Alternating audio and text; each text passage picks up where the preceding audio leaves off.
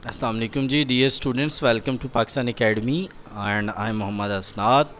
मैंने ये channel Pakistan academy Indians को देख के स्टार्ट किया। बेसिक इंडियंस ने अकाउंटिंग पे बहुत सारा काम किया है अपने कॉमर्स ग्रेजुएट्स के लिए, बट वी डिडेंट। तो मैंने अपने स्टूडेंट्स जो स्पेशली बीकॉम, आईकॉम, बीबीए किसी यूनिवर्सिटी से कर रहे हैं या फर्स्ट टाइम अकाउंटिंग पढ़ रहे हैं, उनके लिए ये काम किया है।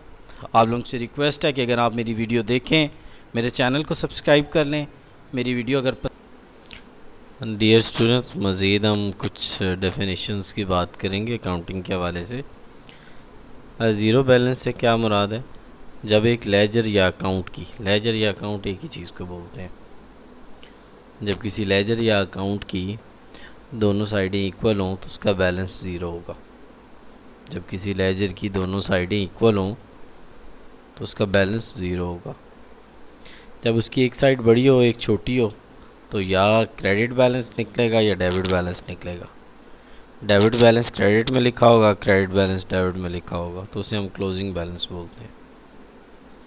जब दोनों साइडें इक्वल नहीं है, डेबिट बड़ी है और क्रेडिट छोटी है, तो जो डेबिट बैलेंस होगा वो क्रेडिट में लिखा होगा बैलेंस करने के लिए ना। ये जस्ट आप मेरे लफ्ज़ों पे गौर कर लें। जब डेबिट साइड बड़ी होगी, क्रेडिट छोटी होगी, तो डेबिट का बैलेंस कहाँ लिखेंगे? क्रेडिट साइड पर। क्रेडिट बड़ी होगी तो उसका बैलेंस कहाँ लिखा होगा? डेबिट साइड पर। तो इसको हम क्लोजिंग बैलेंस बोलते हैं। ट्रायल बैलेंस ये एक शेड्यूल या स्टेटमेंट होती है जिसके अंदर हम लेजर के बैलेंसेस लिखते हैं और जिसका टोटल डेबिट टोटल क्रेडिट के बराबर होता है।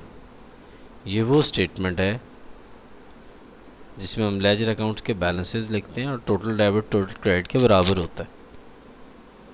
मर्चेंडाइज और इन्वेंट्री में क्या फ़र्क होता है? जब हम बनी बनाई चीज़ें लाते हैं और आगे बेचते हैं तो उनको हम मर्चेंडाइज बोलते हैं, और जो रॉ मटेरियल हमारे पास होता है वो हमारे इन्वेंट्री होता है। ठीक हो गया जी। It include all the commodity which are purchase for selling. हम बनी बनाई चीज़ लाए और बेची।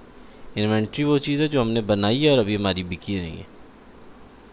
दोबारा बता देता हूँ, बनी बनाई चीज़ लाए और बेचने के लिए लाए तो उसको मर्चेंडाइज बोलेंगे, और हमने खुद बनाई और अभी अब नहीं बिकी तो उनको इन्वेंट्री बोलेंगे। बैंक वो इंस्टीट्यूशन है जो मनी की सेल परचेज करता है विच डील इन मनी, जो परचेज और सेल करता है मनी की।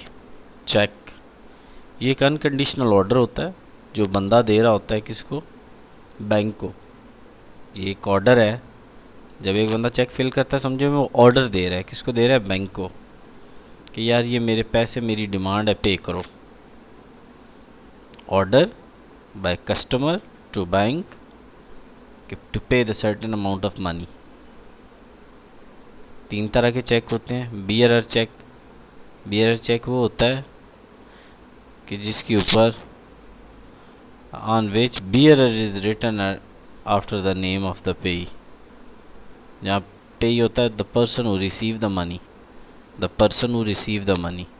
उसके आगे बियरर के नाम के आगे, पेई के नाम के आगे, जो जिसने पैसे रिसीव करने हैं उसके नाम के आगे क्या लिखा होगा? बियरर।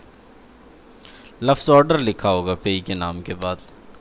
और क्रॉस चेक क्या होता है? जिसकी इस जगह पे ना ऐसे करके दो लाइनें होती हैं, ऐसे करके एक ऐसे करके लाइन होती है और एक ऐसे करके line. Bank draft is a mean of transferring money from one place to another place. Draft एक इंस्ट्रूमेंट होता है जो बैंक इशू करता है, रिक्वेस्ट ऑफ द कस्टमर, और इसे एक जगह से दूसरी जगह पैसे ट्रांसफ़र हो जाते हैं। करंट अकाउंट होता है, सेविंग अकाउंट, फिक्स अकाउंट होते हैं बैंक के अंदर। करंट अकाउंट में जितना आपके पैसे पड़े होते हैं उतने, no profit no loss.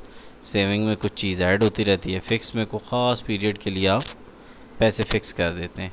Bank में जब आप पैसे जमा कराते हैं ना तो एक स्लिप भरते हैं, उसे पे इन स्लिप बोलते हैं।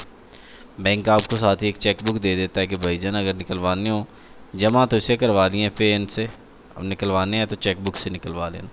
पासबुक एक पुराना कॉन्सेप्ट है जो बैंक स्टेटमेंट की तरह होता था, लेकिन अब ख़त्म हो गया, ज़रूरत नहीं है। काउंटिंग साइकिल, सबसे पहले एक ट्रांजैक्शन होती है, फिर उसका जर्नल बनता है, फिर उसका लेजर बनता है, फिर ट्रायल बैलेंस, और लास्ट में उसके फाइनल अकाउंट्स बनते हैं। फाइनल अकाउंट में बैलेंस शीट और प्रॉफिट एंड लॉस होता है। ट्रांजैक्शन होता है, उसका जर्नल, लेजर और ट्रायल बैलेंस, और आखिर में फाइनल अकाउंट यानी profit and loss and balance sheet बनता है। ठीक हो गया जी। Thank you very much.